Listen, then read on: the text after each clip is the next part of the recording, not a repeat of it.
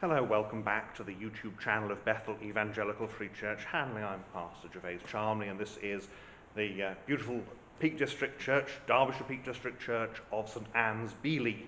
The dedication to St Anne is quite normal, quite common around here because this is a mining area.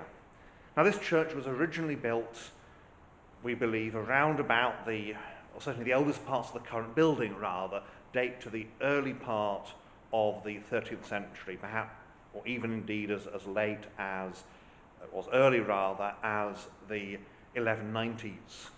However, what we see today is very largely the result of a rebuilding that took place in the 1880s. There had been a previous rebuilding of the nave, which was completely replaced in 1819. And then in the 1880s, it's completely rebuilt again, and we get this imitation 14th century building that we see today. It's quite common. We're quite close to Chatsworth, and so this is the Devonshires are improving their estate, and they improve the estate in part by rebuilding the churches to make them more suitable for the task, or for rather 19th century Victorian worship, which is rather different, of course, from Georgian.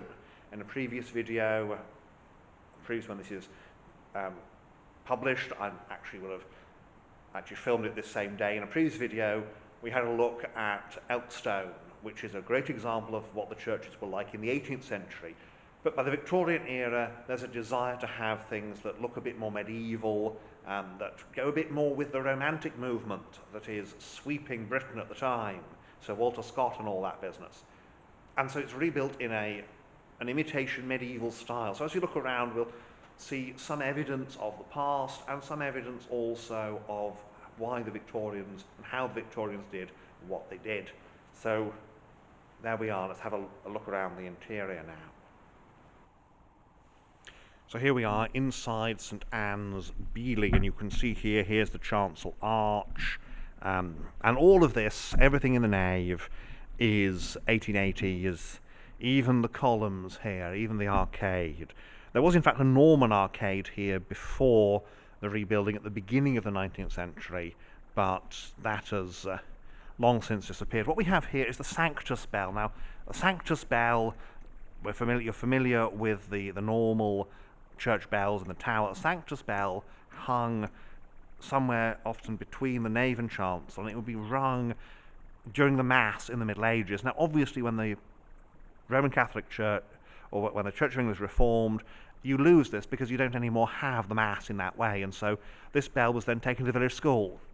It was recast in 1670 and put in the village school, and it was brought here then in 2001, in fact, the date here. It was brought from the school. Before then, it had been the school bell that had been rung to mark the end of playtime and such like.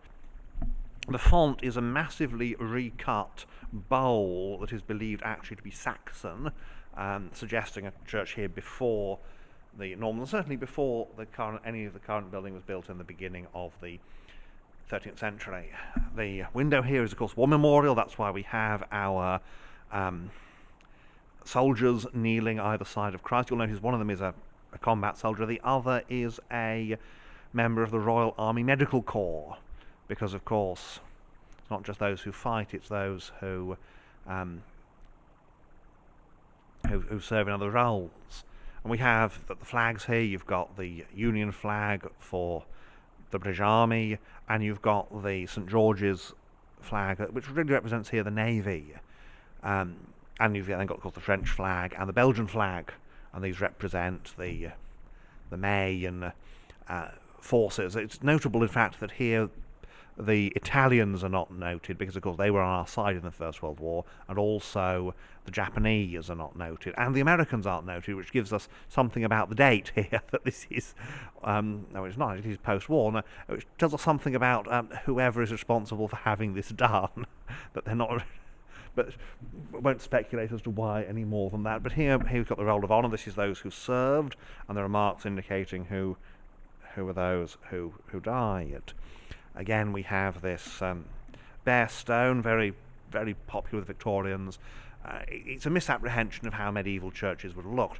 There used to be an old bassoon here from the old gallery band, but someone stole it and it needs to be, it is yet to be located. Here we have Samuel Grafton, for some years senior church warden of this parish, born June 25th, 1842, died September 26th, 1887, so he would have seen the rebuilding of the church as it is now. All the days of my appointed time will I wait till my change come, erected by his workmen, tenants and friends among the parishioners. So it's quite often church warden's going to be somebody who is a substantial farmer within the parish. The stained glass window here is quite decayed, actually. We have this rather funny stone pulpit. The Victorians loved their stone pulpits, but this one's a rather unusual sort of little stone box. It's less prominent than some, and that in my view is generally a very good thing. Victorian pews, of course. That's the minister's stall. You've got your lectern for your readings, and there we are again, the pulpit. I couldn't find the lights in the chancel, so the chancel's a little bit gloomy. You've only got the organ here. Now this is looks like a 2-manual with pedal board. I can't see a manufacturer's plaque or anything there. Obviously the pipes at the front here are all imitation. They're dummies hiding the real pipes behind. We have your usual Victorian altar, and it is an altar, not a communion table. Your wooden altar table, and then you've got your stone reredos. This is, of course, plenty of stone around here. There's a nice big memorial here, but it's too gloomy to see whose it is. Stained glass window here. The Word was made flesh and dwelt among us, and we beheld his glory. So you've got here, this is the incarnation. You've got and this is a memorial to William the Seventh, Duke of Devonshire. And you've got here the announcement of the shepherds. You've got then the Virgin Child in the middle, and then the other side you have the Magi, who are depicted in that medieval view of the three kings, which of course they weren't. They're not said to be kings in the Bible. And then we have the east window, the Ascension. Sedilia, but there's no piscina. And look all the way around again, and there we are. There's the church. You notice the massively offset tower, and this of course is because you've got a building that has expanded over the years, and so the tower would have been central when first built, but not anymore. So that's the inside of St Anne's. It's, because of the Victorians, it's a building where you've got some very interesting features. And you'll notice on the tower arch here, we've got a couple of medieval carvings. We have here the baptism of the Ethiopian eunuch. Now, how can I tell? I can tell because you've got first of all, he actually does have African hair. He's got the sort of hair that African people tend to have, and of course you've got the chariot, the horse behind, so that's the baptism of the Ethiopian eunuch. And then here we have the Ethiopian eunuch meeting Philip. So you've got there he is, he meets Philip, and then he is baptized after hearing the gospel. So that's fascinating to see that. And once again, we have your representation of African people in in this case in a Victorian church. So we'll go outside and say a few things about the outside of the building.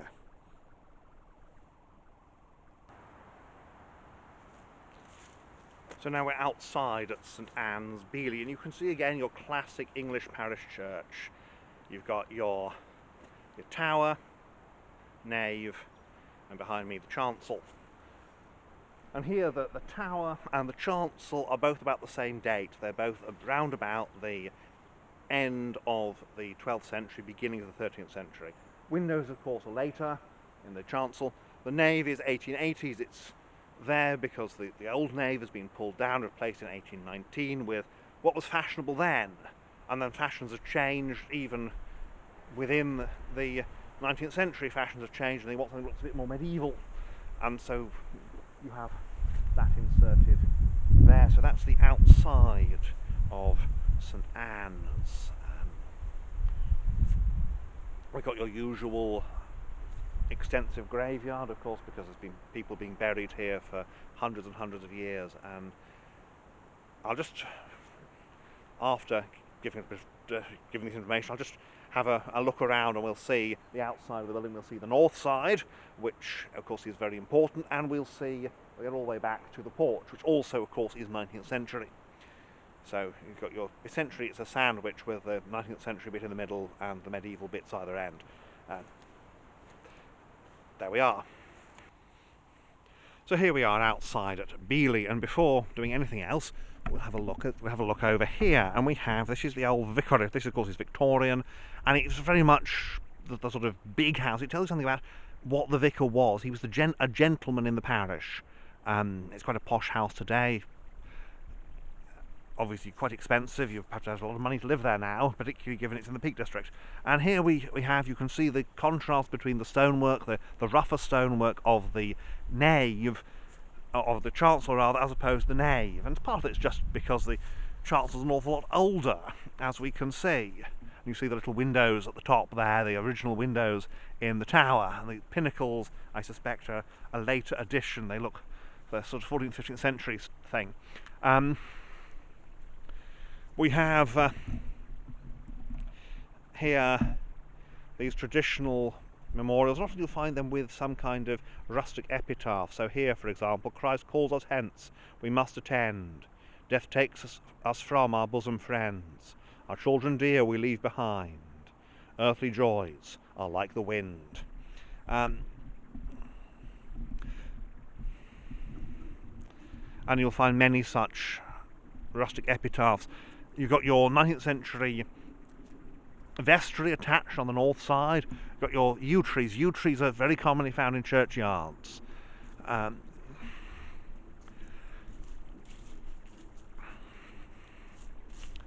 And some of the graves are quite elaborate. This one you've got a couple of, I think it's supposed to be angels, but angels are male in the Bible, and those are quite evidently female. And you see but that's again it's Victorian. And you see here we have an aisle with the vestry on the end. Now there was an aisle in the church before the rebuilding in the 1810s, so that does accurately reflect what was there before. See the wonderful autumn colours here. I do like to come to the Peak District in the autumn because you get to see the colours changing like this. You get to see the trees, and what is a uniform green in the summer is a wonderfully variegated scheme of reds and golds, and yes, greens, where you've got your evergreens in the winter, or rather in the autumn.